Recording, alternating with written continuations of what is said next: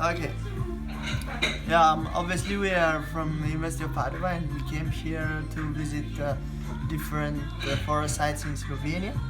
So all the day we have tried to visit four forest sites, including stand affected by bark beetles, stand affected by ash dieback, and we have also tried to visit a silver fear affected by misletos. So in these forest sites we have tried to discuss and to visit how different species were affected by pathogens.